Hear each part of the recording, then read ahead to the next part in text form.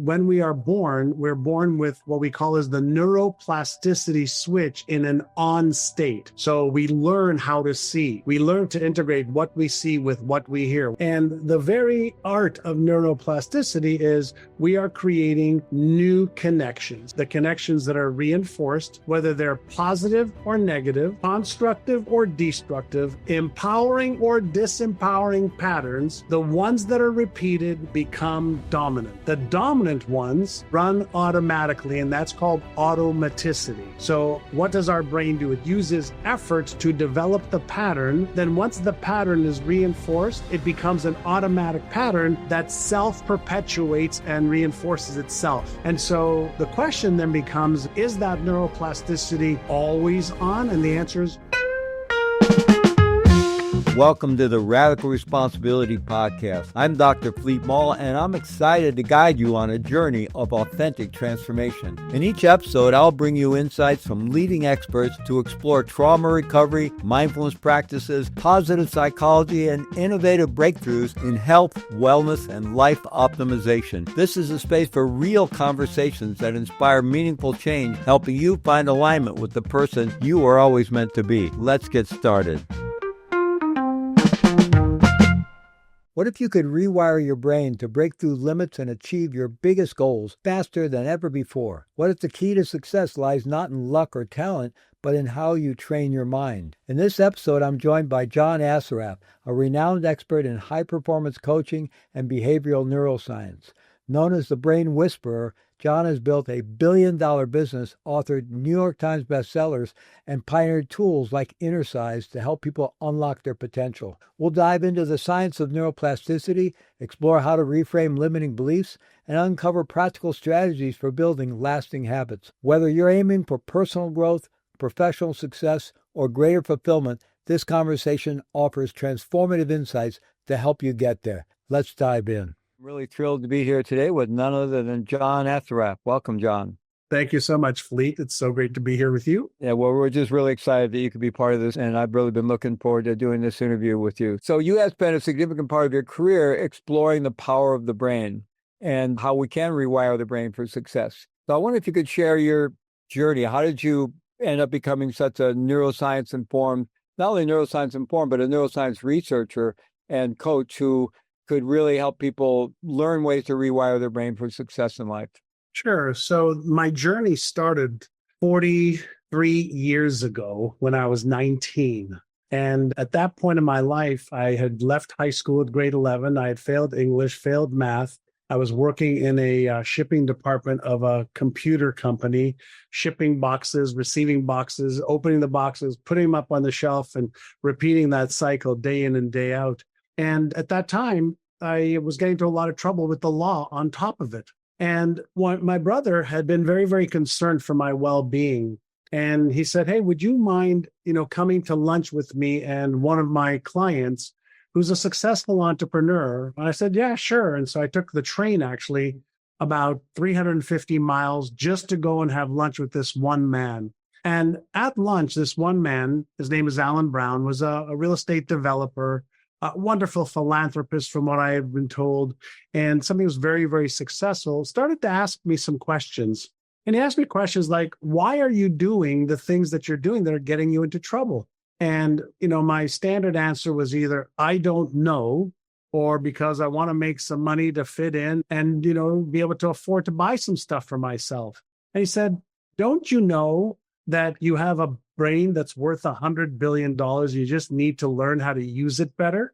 I said, well, no, I don't know that. And so he asked me if I would do a little exercise for him that would help him guide me and coach me. And so he gave me this document and he said, answer these questions. And then I'm going to ask you one question once I've reviewed it. And the answer to that one question will determine, okay, what your life is going to be like. And so I'm like, okay, sure. So he gives me this document. It says, at what age do you want to retire? And I said, I'm 19. How am I supposed to know when I'm going to retire? So I asked him, what should I write there? And he said, just pick a number. So I wrote 45. The second question was, how much net worth do you want to have upon retirement? And so I looked at him and I said, excuse me, sir, what does net worth mean? And he explained to me, and I said, well, what am I supposed to put there? He says, pick a number. So I picked the number 3 million. What kind of lifestyle would you like to live? I said, what am I supposed to put here? He says, just write a lifestyle that you would like to live. Use your imagination. So I wrote, I'd like to travel the world. I'd like to see all the countries. I want to retire my parents. I want to buy a 4-bedroom home. I want to, give to charities. I want to have a nice car. And I wrote down this vision and these goals that I had no idea how to achieve. And then he asked me one question. He leaned in and he said, are you interested in achieving this vision and these goals, or are you committed to achieving it? And I was thinking about it, thinking, am I interested or am I committed? And I said to him, Mr. Brown, what's the difference? And he said, if you're interested, you'll do what's easy and convenient. He said, if you're interested, you'll allow your old stories, your old excuses, your circumstances, and why you're doing what you're doing to keep you stuck and hold you hostage. He said, but if you're committed, you will upgrade your identity to match the destiny that you wrote on this sheet of paper.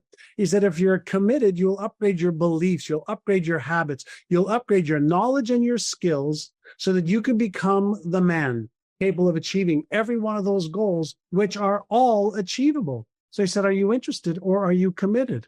And in that moment, I remember feeling the hair stand up on my, back of my neck. And I don't know why, Fleet, but I just said, well, in that case, sir, I'm committed. And he reached out his hand and he said, in that case, I will be your coach. I will mentor you to be able to achieve every one of these goals and dreams. I said, wow, thank you.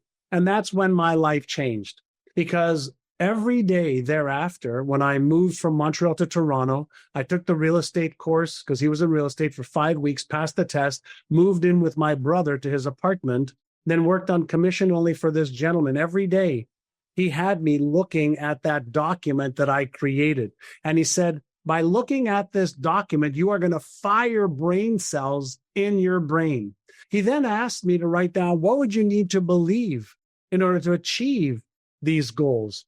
And so I wrote down, I would need to believe that I'm smart enough. I would need to believe that I'm worthy enough. I would need to believe that I can develop the skills. I would need to believe. And I wrote down 15 or 20 new beliefs. And he said, now what I want you to do is, as you read the vision for the goals that you have in your life, I want you to believe, read the beliefs, run your fingers to the left, run your fingers to the right. So the signal would be sent through your fingers to your brain to light up, to fire or to refire the brain cells that you needed to rewire your brain.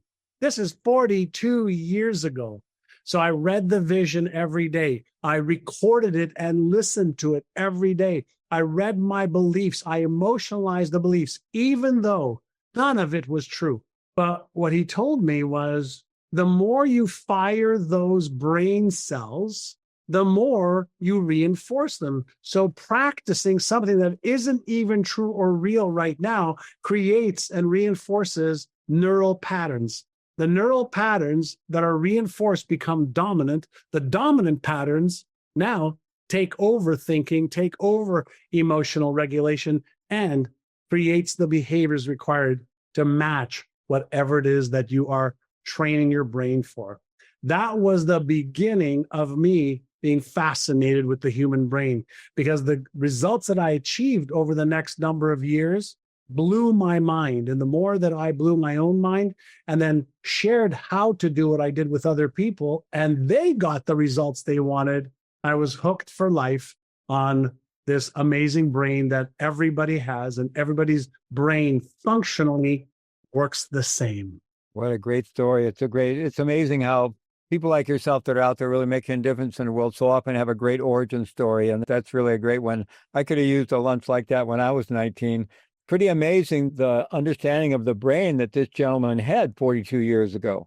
Yeah. That predates really our understanding of neuroplasticity and so many other things. That's really pretty amazing. That is correct. And what's interesting is he was a big fan advocate of Think and Grow Rich by Napoleon Hill. He was a big believer in the Maxwell Maltz's Psycho-Cybernetics, James Allen As a Man Thinketh, book. So he was an early student and pioneer of the positive psychology or the positive thinking movement. that the neuroscience and neuropsychology field over the last 40 plus years has now proven what I call are the neuromechanics of positive thinking, the neuromechanics of emotional regulation. And this is where I think you're aware of this, remember Dennis Waitley, he did all of these techniques with Neil Armstrong, before Neil Armstrong went to the moon. So the neuroscience stuff came after, the pioneers forged a trail for us. There's a pattern there because neuroscience has also been confirming the effectiveness of various meditative and contemplative practices that have been around for thousands of years. And so a lot of the people in those traditions go, well, duh, we didn't really need you to tell us it works. But still, I think the neuroscience is adding a lot because it's helping us really refine our methodologies and refine our teaching methods and refine the practices and the tools, I think, because we're getting a subtler understanding of how it really works. I totally agree with you. And this is where, science and spirituality aren't opposing each other. Science proves, in my opinion, what a lot of the spiritual masters, and disciplines have taught for years. Now we just have more evidence.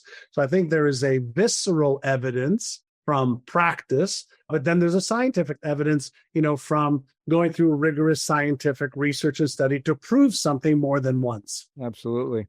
So I'd like to explore your book. I believe it's your latest book, Innercise, which is the new science to unlock your brain's hidden power, where you offer various techniques and practices and exercises and so forth. And this whole you named your company NeuroGym or My NeuroGym, right? And so this whole idea of exercise for the brain or neural exercise, neural Innercise. And I wonder if you could talk about a few of those practices. Like, what are we talking about here? I mean, what are some of the specific things that you offer in that book and you offer in your programs to help people increase neuroplasticity and begin, shifting their neural architecture in ways that are going to support their success? Sure. So I think the foundation of Innercise is based on neuroplasticity and neurogenesis. But let's stick with neuroplasticity, which is the brain's ability to create new connections. Now, if we go back in time, we used to believe that we were hardwired, that we were born just like our parents or grandparents, and we have genetic predispositions that are set in stone, hardwiring. Well, that's not the case. We now know that when we are born, we're born with what we call as the neuroplasticity switch in an on state. So we learn how to see. We learn to integrate what we see with what we hear, what we see with what we hear, with what we feel, taste, smell, touch, etc. And the very art of neuroplasticity is we are creating new connections. As I mentioned before, the connections that are reinforced, whether they're positive or negative, constructive or destructive, empowering or disempowering patterns, the ones that are repeated become dominant. The dominant ones run automatically, and that's called automaticity. So what does our brain do? It uses effort to develop the pattern. Then once the pattern is reinforced, it becomes an automatic pattern that self-perpetuates and reinforces itself. And so the question then becomes, is that neuroplasticity always on? And the answer is no. By the time we're about 12, 13, 14, the switch goes from mostly on to mostly off. So then we have to say, well, how do I learn something new? How do I change the neural path? How do I do like a renovation? How do I rewire my brain with constructive, positive, empowering patterns, whether they're health, financial, relationship? And the answer is you have to be very, very deliberate about it if you want to enhance your own life. So how do we turn that neuroplasticity switch on? Well, one of the best ways is get extremely curious around what's working, what isn't working. Become mindful of your thoughts without judgment, without blame, without shame, without guilt, without justification. The very fact, the very behavior of observation changes neural structure. So if I'm in a curious state, if I'm in a state of awareness, it's in that awareness that I'm in the greatest ability for my choice. So now I could say, well, why do I believe this? Why do I feel this? Why do I behave this way? And we know that thoughts, emotions, and behaviors have an effect on our results, right? The behaviors we take or don't take. But what happens for most people is they develop cognitive biases to repeat patterns and to keep them in their comfort zone. So let's say I have a belief which I wasn't born with that's negative or disempowering. How do I change a pattern, a belief pattern? Let's say I have a low self-image or low self-worth or low self-esteem. How do I upgrade my identity? Let's say I have disempowering habits. How do I nip them in the bud, right? And start and create and reinforce a new pattern? Well, first, I'm going to start with choosing a new empowering belief that I want. And so let's say I believe that I'm too young or too old, or I'm not enough of this or too much of that. Let's create an alternative language pattern first. Everything that I teach is around self-talk, emotional regulation, and behavioral control. So if I all of a sudden realize I have a disempowering belief, what if I wrote out the belief? And what if I reframed that belief to say, in the past, I used to believe this, and now I'm choosing to believe and reinforce this. Well, now what I've done is I've given my brain a new instruction, no differently than a software engineer can recode software, upgrade software. Why not recode and upgrade my own brain software? So let me start with the language patterns that I'm used to. So I could take a disempowering or destructive belief, choose a new empowering one, and then if it's true that whatever I repeat and reinforce replaces the old reinforced belief, what do we know about how long does it take to create a new thought pattern that's dominant, or a new emotional pattern that's dominant, or a new behavioral pattern that's dominant? Well, here's what we know. No differently than it takes you time to renovate your home or renovate, a highway system in a city. It takes between 66 days and 365 days to rewire your habitual pattern or patterns. Not 2 days, not a weekend of watching videos. Nothing on Netflix will change you permanently. But if you fire those neurons repeatedly for 66 days to 365 days, they start to become stronger, more dominant. And since our brain is always looking to conserve energy, at a certain point, if I'm putting in the effort to start exercising, to eat better, to have a better relationship, to earn more money, to grow my business, whatever it is you want, at a certain point, any pattern that I reinforce overrides an old pattern. And then that new pattern becomes effortless. At the beginning, it's effort more. Later on, it's effort less. Now, here is the issue that we have. We have an ancient brain in a modern world. Here's what I mean by that. Our brain has a very, very specific hierarchy of how it does stuff. Our brain doesn't like effort more. Our brain likes the reward, the result, but it doesn't like the work to get there. We live in a fast food society. Quick, I want to do this fast. I want to eat this fast. I want to get here fast. I want to fly faster, go faster. I want to do that fast, fast, fast, fast, fast. And our brain's going, I don't want to expend the energy to do that. So if we don't understand the neuromechanics of change, if we don't understand how to turn on or off certain circuits, the I don't feel like it circuit, for example, the it's too hard circuit, the I'll do it later circuit, if we don't know how to turn that off, then we end up being masters of disappointment when we should become masters of change. And so if you repeat a language pattern by reading it, by writing it out again, by recording it, listening to it, you activate certain brain cells. If you, let's say, add simple visualization techniques, seeing yourself already having achieved those, now we're adding some associations of our visual cortex with our auditory cortex, with our language pattern cortex. And then if we ask ourselves, how do I activate another part of a brain called the limbic system, or the emotional part of my brain? Well, what if I asked you to share a goal with me? It doesn't matter what the goal is in health, wealth, relationships, career, business, it doesn't matter. And I asked you a question. Why must you change? Not why should you or why you want to, but why must you change? Why must you achieve this vision, this goal? Why must you stop this now? Here's what we all have to have. We all have to have a must, why we must, that is bigger why we don't want to.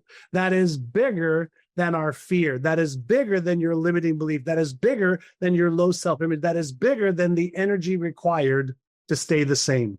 And this is where emotions come into play.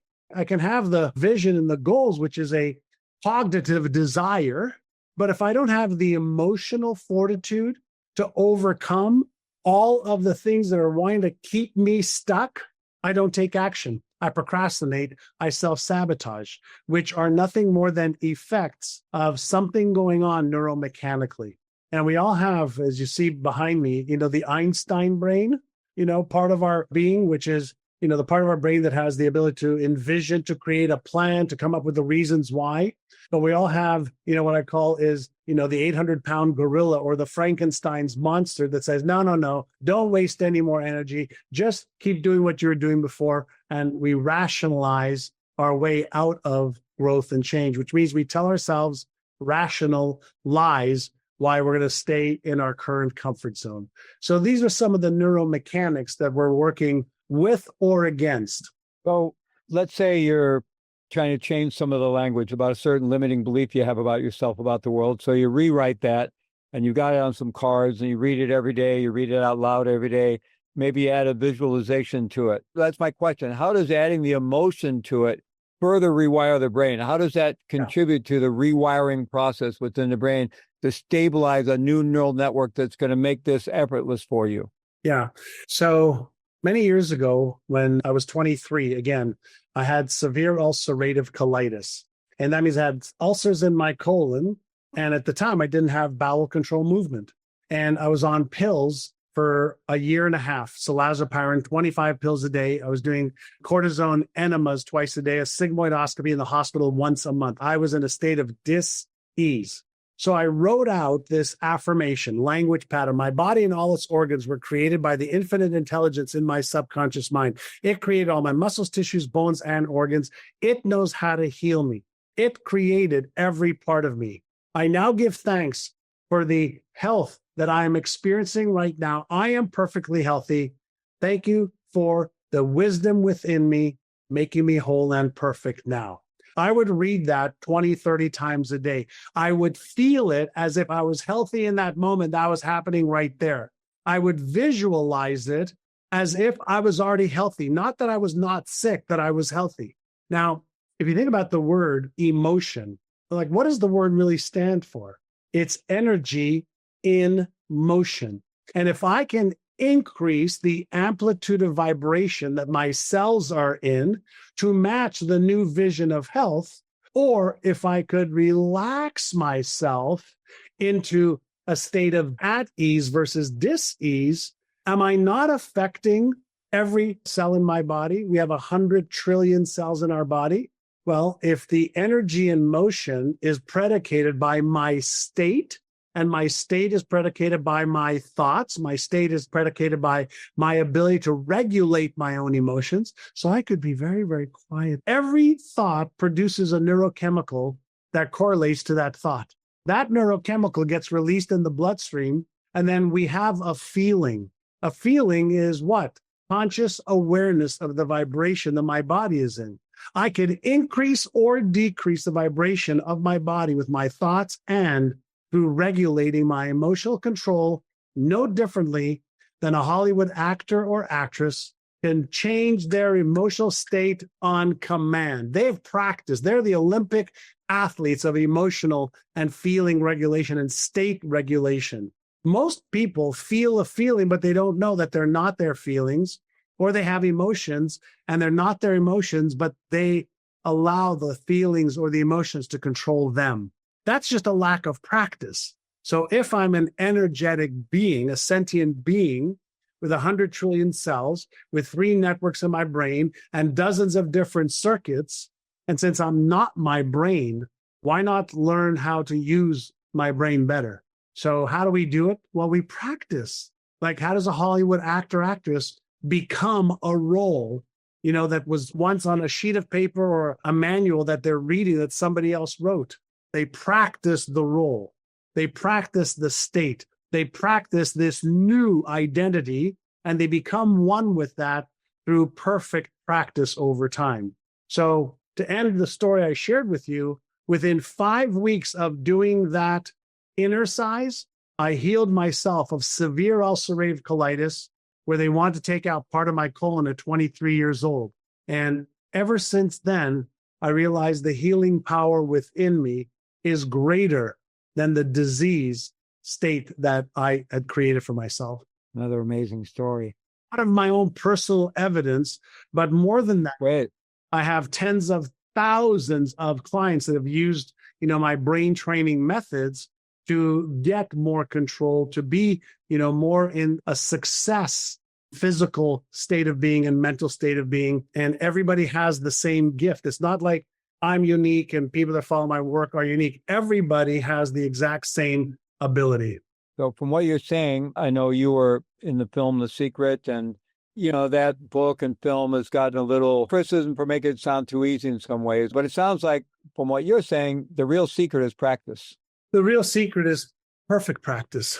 So what we want to understand is success leaves clues.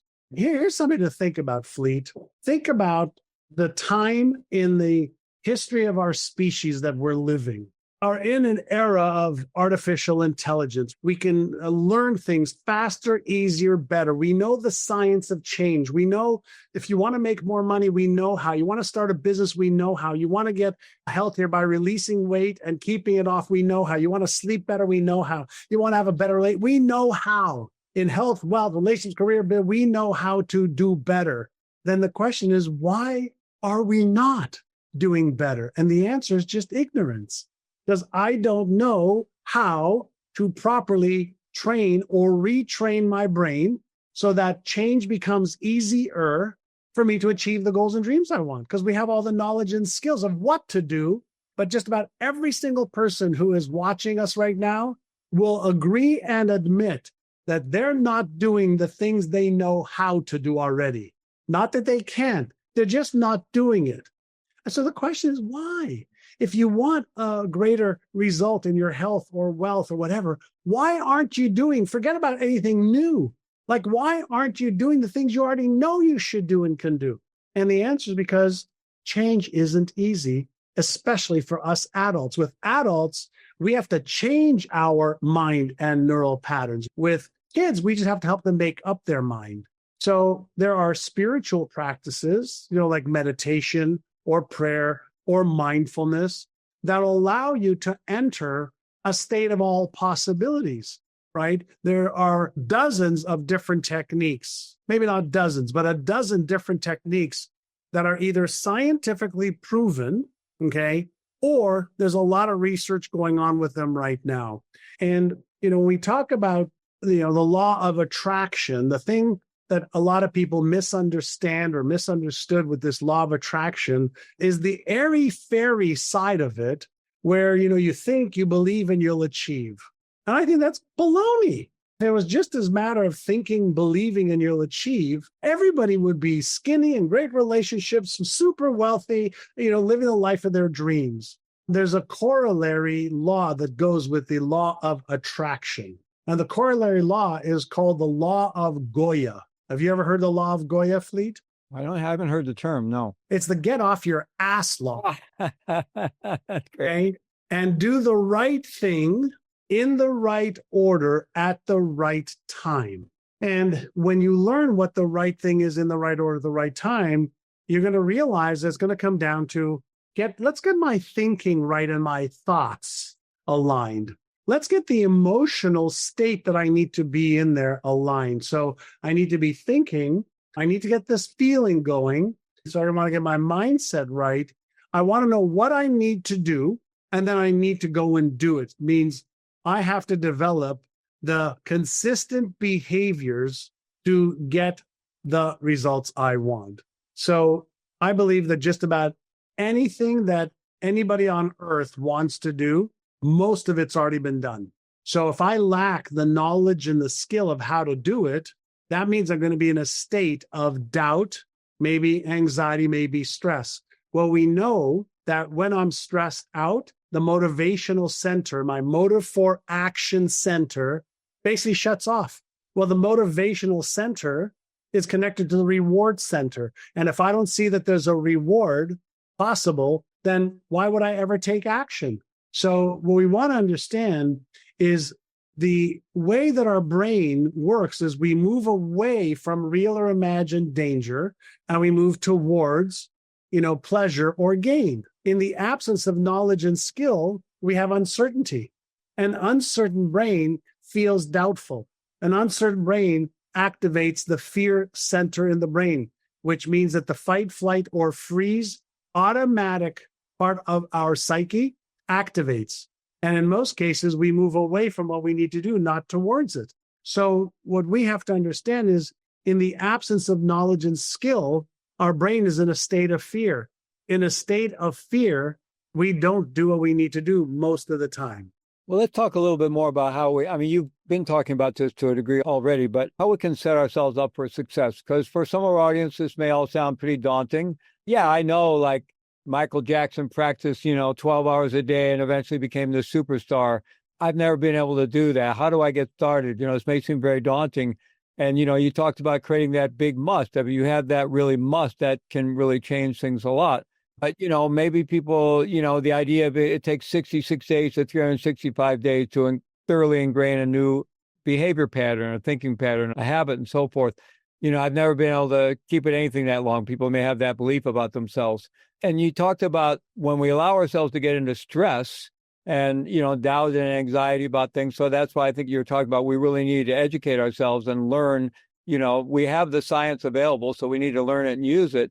And when we don't have that information, we're going to experience more stress. So there's a lot of things that throw people into stress, and then that shuts down creativity and shuts down everything you're talking about, motivation and so forth.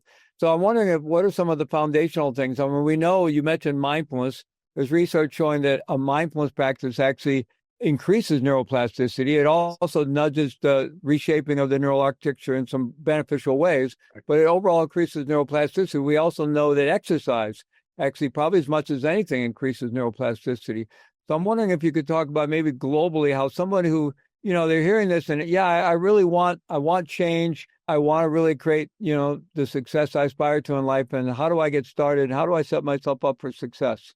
Great question. Two things. Stress activates, the stress circuit gets triggered when current demand exceeds current capacity. So the question then becomes, how do I increase my capacity so I'm not stressed? Part one. Part two. I'll share a story with you that'll put this into perspective. Many years ago, when my mother was still alive in her mid-80s, my mother, unfortunately, was manic depressive for most of her life, 70 years. She was on pills and medication and would go into depression for years at a time. And I used to go and visit her in Montreal where she lived. And this one trip before she passed, she was in a really bad state, like 3 years of depression in a retirement home with full-time help and a great facility. And I would go and see her. And on this one particular trip, she was like in a really bad state. And, I'd give her a hug and kiss when I came in. As I fly in, I'd go and see her. And I said to my mother, trying to get her to, be a little bit happier, I said, hey, Mom, I just got off the plane. Why don't you do some stretching with me so I can loosen up and so can you? And she's like, no. I said, Mom, come on. I just flew in from San Diego. Just, move your hands up and down like this. No. And she's looking at me. She's getting angry with me. I said, okay. Just one little thing. Take your finger and just do this with your left finger 2 times. So she's looking at me. She's angry. She puts her finger on. She just goes, 1, 2. You happy? I go, yeah, I'm very, very happy, but your other 4 fingers are not happy. So can you do me a favor? Just move the other one, 1, 2, the other one, 1, 2, and just do all 5 fingers. So she's angry. She's looking at me and she does the 4 other fingers on her left hand. I said, Mom, your right hand is unhappy now. You can't do the left hand and not do the right hand. I said, just do this with me, 1, 2. So she's reluctantly moving her fingers. I'm making the story really short. Next day, went back to see her. I said, yesterday you moved left fingers, right fingers. They were happy. What about doing it again today? She reluctantly did it with less resistance. I said, now, since you did that easily, why don't you just lift your left leg up? And she's in her mid 80s, then right leg up just 2 times. She did that. Fleet, I was there for 2 weeks. On the 10th or 11th day, we were going downstairs to the exercise room, and my mother was on the bike for 15 minutes, just 2 weeks later, starting with this. Within a year, she was going down there on her own with her walker. The day before she was diagnosed with COVID and died 5 days later, she was in the gym, exercising and walking the halls. So Fleet, here's how we do it. We reduce it to the ridiculously small. Do the one thing that gets you off stuck. And start off with a little challenge. One thing for 7 days for one small outcome. It doesn't matter how small it is. Because what happens is as soon as we fire those neurons of a new behavior, we now can reinforce that new behavior. Now, once we reinforce that new behavior, it's a thought, an emotion, or a physical behavior, we can now strengthen that pattern. And here's what happens. What's hard today is easier a week from now. What's easier a week from now is much easier 4 weeks from now. And here is the key. The initial habit is more important than how long you do it for, how complex it is, because what we want to do is develop the habit, so then the habit develops us. So you want to get better at anything, commit to 1 minute of it. You don't want to do a minute, commit to 30 seconds. You don't want to do 30 seconds, reduce it until the resistance goes away. And once the resistance goes away, focus on consistency versus intensity or complexity. Let me repeat that. Once the resistance goes away, you focus on consistency versus intensity or complexity. We can always add intensity and complexity after. So no matter where you are, if my mother could go from manic depressed for 3 years to exercising on the bike to the day before she was admitted to the hospital, anybody can change. So clearly your mother, and I'm sorry for your loss as well, she was getting some intrinsic rewards. She was just started to exercise. She probably started to feel a little better. She just, the energy's moving in her body. She's feeling a little, so she was getting some rewards. So you're talking about, reduce it down to the resistance disappears and then focus on consistency. So how can we build in, some rewards? I mean, we're getting into the area of goal setting, tracking things. I mean, how can we set up, because if I'm waiting for the big reward that's, quite a ways down, if I'm not getting some rewards along the way, I'll get distracted, and now I'm off the thing, right? So how do I kind of keep myself in that new pathway with building in the rewards and maybe some measurements and so forth? Sure. So the reward for my mother initially was that I was leaving her alone and not bugging her anymore. So her reward, was negative based, kind of like, leave me alone. But what she didn't know is the fact that she was doing it, she actually started to feel proud. And once she started to feel proud, she wanted to keep that momentum going. So ask ourselves, how do I feel after I do this? Do I feel proud of myself? Well, that's activating the nucleus accumbens and insula part of the brain, all right, to release that dopamine. Is there a reward in sharing it with somebody else, releasing oxytocin? Right? Or in a group. So the reward can be intrinsic or extrinsic within us or external to us. Now, she was getting a big reward because I was smiling. I was happy. Her caregiver was smiling. Her caregiver was happy. She was making progress. So she got the reward of at least moving a little bit. And I made sure she was aware of it. And so did her caregiver. And so we gave her a lot of praise, a lot of reinforcement of the pattern that she had just started. Initially, there wasn't much reward that she felt because she was depressed, right? So she couldn't feel a lot. She had suppressed her feelings for so long, but the very fact that dopamine was released when she did it, the very fact that her brain was mirroring my excitement, her caregiver's excitement, is something called mirror neurons in the brain. So when my mirror neurons were active in happiness and in pride for her, her mirror neurons were actually doing it for her. And so initially, the reason I like to have, like a 3-day goal or a 1-day goal, the 3-day goal and a 7-day goal, is to have something in the near future that you can celebrate. So after she did this the first day, I celebrated with her because you didn't want to do it. And then you did it. High five, way to go. So anything you can do to acknowledge, to celebrate, to reinforce, or anything that you do with somebody to encourage, reinforce, so that they get the excitement for it is very, very good for them. Now, if you can celebrate in a bigger way, that's great. But if somebody's at like ground zero, we want to reinforce the smallest behavior. And it doesn't have to be, like go and eat a big meal type of thing. So you kind of alluded to this here, the reinforcement from yourself and from the caregivers. And we're social beings. We're part of existing social networks, our families, our friends.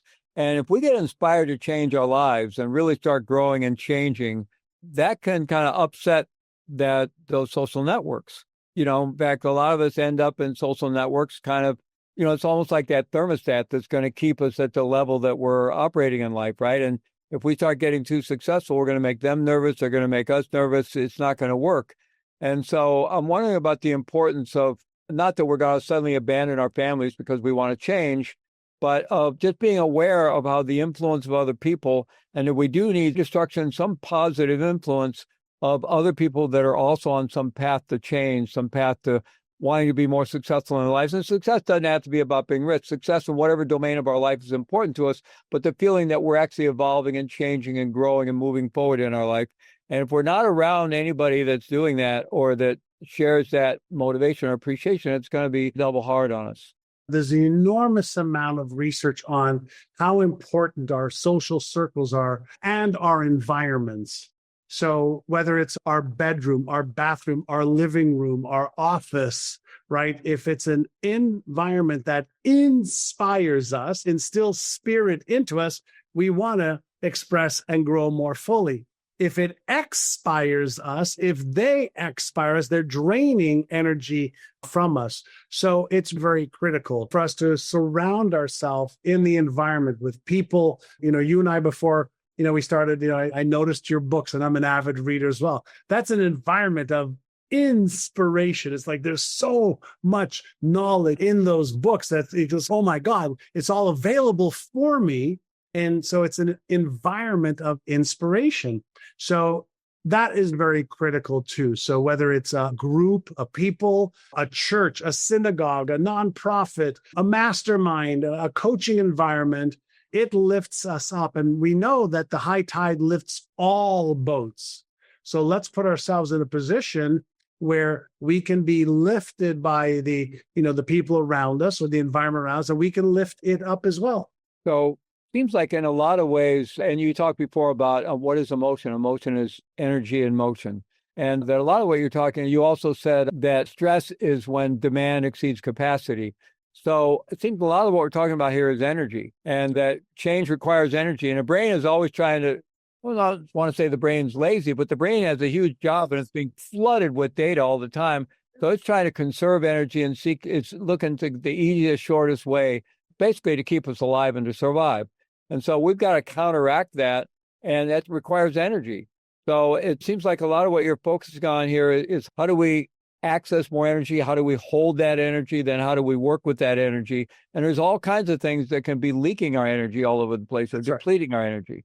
Absolutely. I mean, at the atomic scale, all we are is quanta, energy, light, right? And if you think about what is the human body made up of, it's a coalesced field of hydrogen, oxygen, nitrogen, and carbon. Those are the four major elements of the human body. Of course, there's others, but the gold that's in your body, was made in the furnace of a star, billions of years ago. We are energy. When people say that I don't have any energy, that's their ignorance speaking. All you are is energy.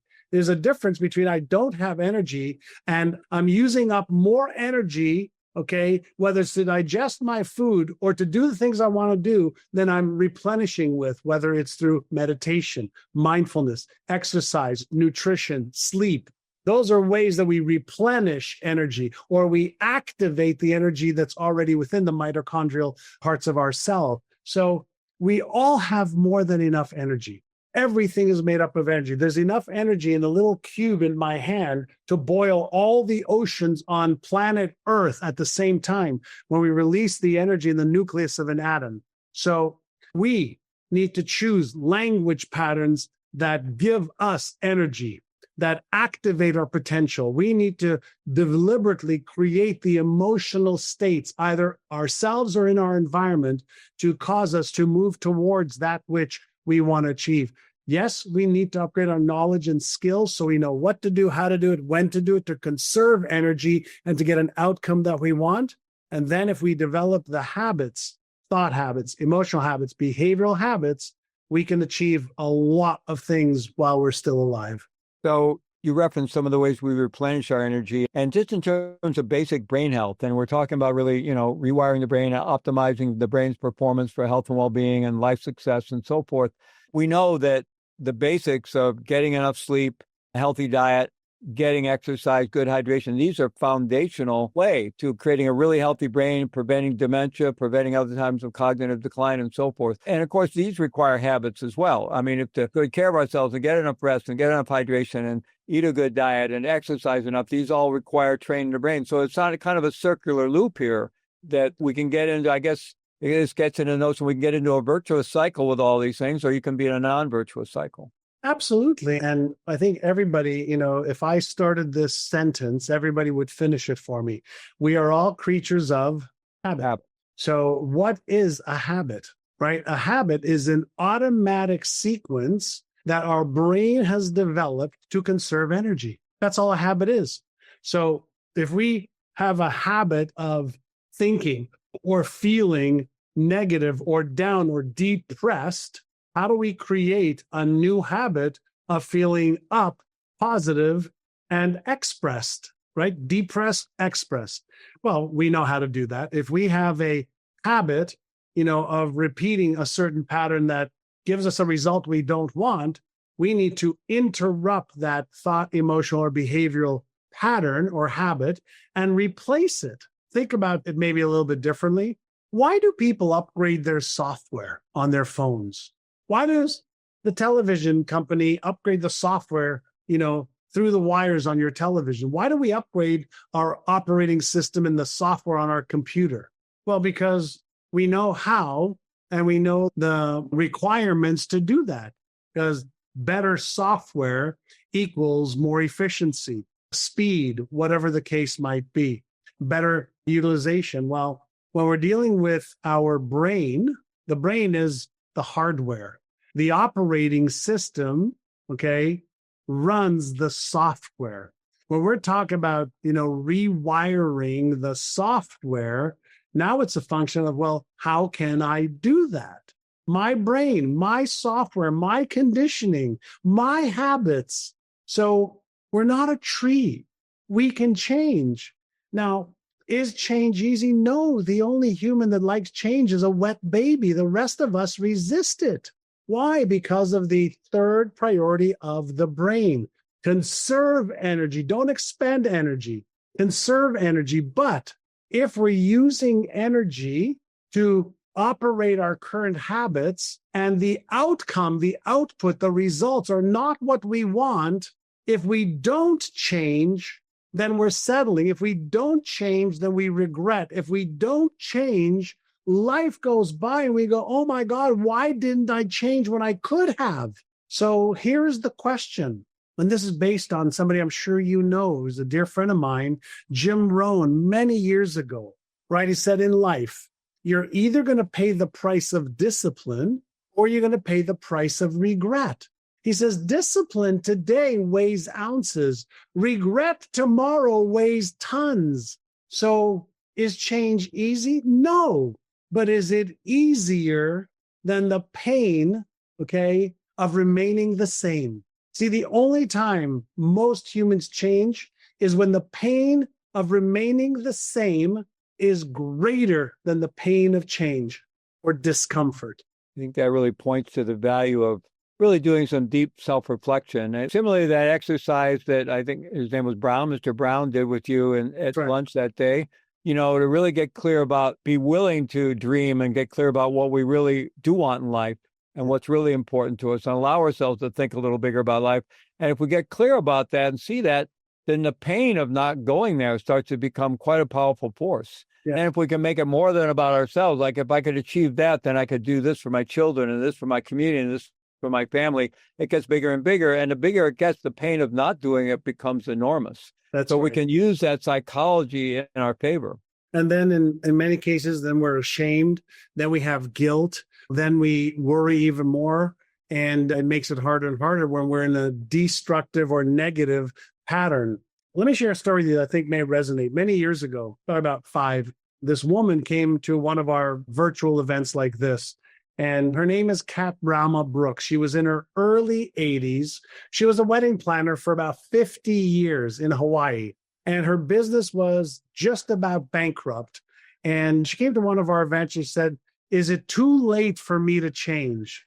Is it too late for me to save my business? Too late for me to do the things that I want to do?" And I said to her, I said, of course it's not too late if you are committed to changing and committed to some new behaviors. So her wedding planning business was just about bankrupt, didn't have any money, and she started to do some of the things we've talked about today. She wrote her vision for what she would like her life and her business to be like. She wrote a goal for what she wanted to earn. She wrote a goal that she wanted to travel somewhere special with her husband. 12 months later, she sends me an email. Actually, it was 18 months later. She sent me an email. She says, "John, I started to follow your Innercises and brain training protocols. I made $247,000 in the last 12 months. I took 55 grand. I took my husband and I on a trip to Thailand, business class, first class hotel. We did a 30-day trip. It was the trip of a lifetime." That's the good news. The challenging news is that he died from cancer just a short while after. But before he died, he told me how proud he was of me and how I had made his life a masterpiece. In her early 80s, wow, she was committed. She created a vision. She created some goals. She developed the beliefs necessary. And yes, she upgraded some of her skills. She didn't understand some stuff that needed to be done. But her why was bigger than her circumstances. Her why was bigger than the failure. Her why was bigger than any story, reason, or excuse. And I would beg people, okay, to focus on how you can, not why you can't. And the great news is we have so much information available today. We know how to do it. I mean, there's so much information out there on habit science today. So many great books on habit science. There's so much, and really making it pretty simple if we're willing to apply ourselves. And I mean, that's really the goal, to get this information to more and more people. That's right. Because so many people are walking around, it's just the way I am. I've always been that way, or this is my circumstances, and feeling kind of victimized by life. And, it really is just ignorance. And I don't mean that, as you said, it's not in a pejorative way. It's just people lack knowledge. They don't know.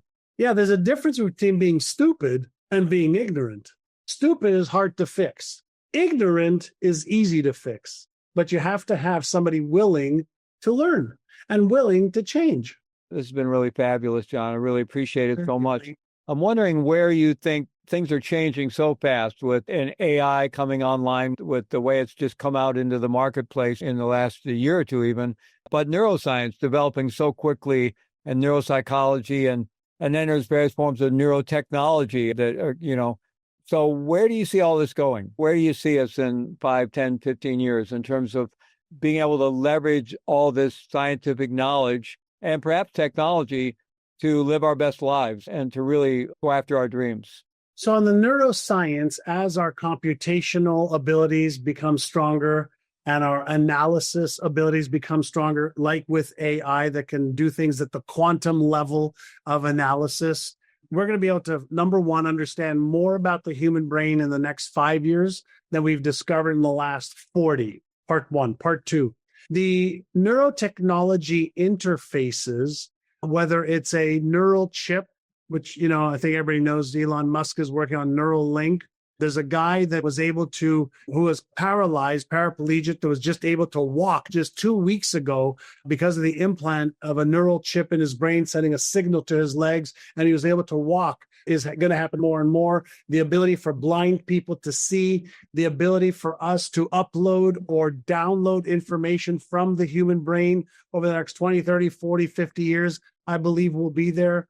Having, artificial intelligent assistants to help us learn, to be motivated, to be inspired, to upgrade our skills faster, easier, better than ever before at the level that we're at. Imagine if my mother could have had, somebody every day just nudging her a little bit, and based on what she did or didn't do, it would scale back or scale forward, almost like a personal assistant that would be geared towards helping me make progress, overcoming limitations, removing obstacles, moving forward, information, strategies, plans on demand, like in seconds, even as far as knowing what you need in advance of you knowing it.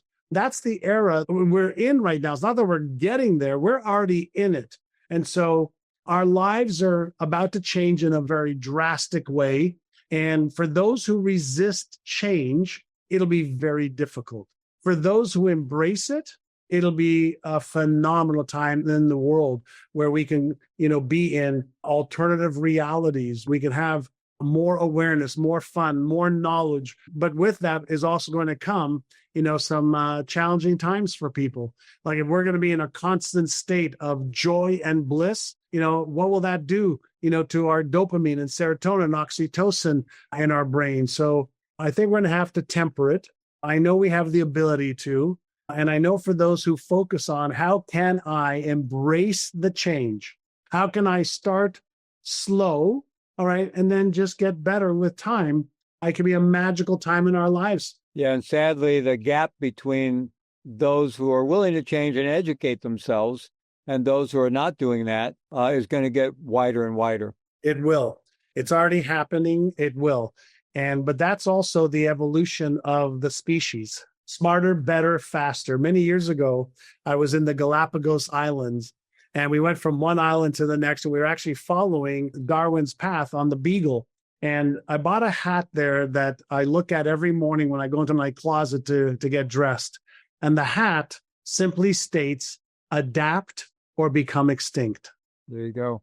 Here is the beautiful news, everyone. It's your choice to adapt. It's your choice not to. Choose wisely.